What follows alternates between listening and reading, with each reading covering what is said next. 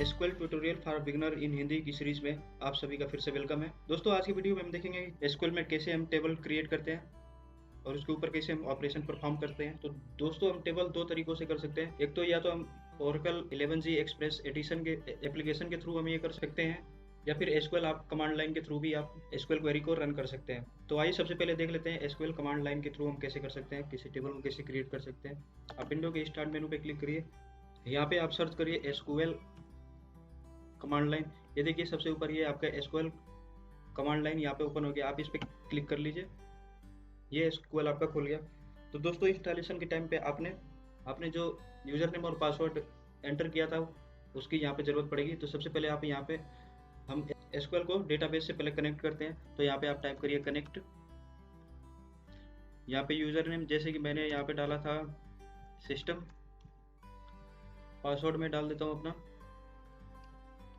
ये देखिए कनेक्टेड लिख के आ गया, मतलब ये एसक्यूएल कनेक्ट हो चुका है। अब हम एसक्यूएल ऑपरेशन एसक्यूएल क्वेरी को रन कर सकते हैं। तो सबसे पहले हम एक टेबल बना देते हैं।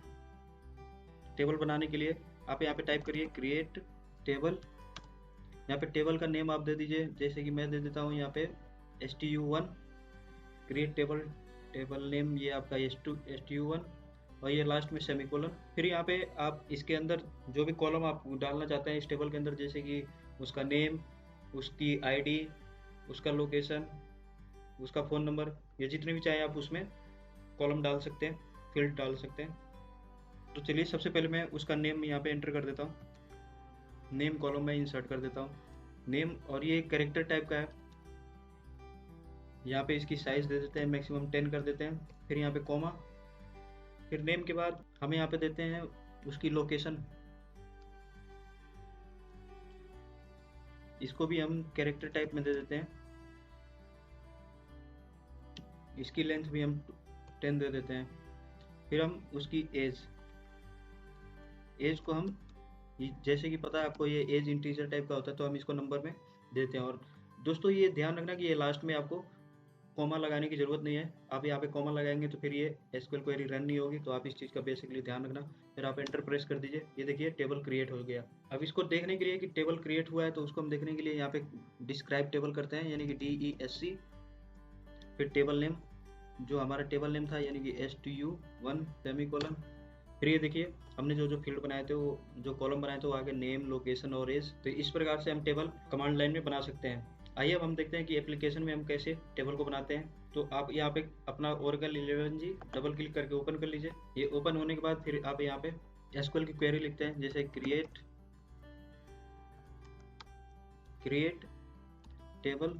टेबल नेम यहाँ पे लिख देते हैं stu2। फिर हम यहाँ पे फील्ड दे देते हैं, जैसे कि उसका नेम, इसकी साइज दे देते हैं। फिर उसका लोकेशन, इसको भी कैरेक्टर टाइप में कर देते हैं, इसकी साइज को प्रोवाइड कर देते हैं।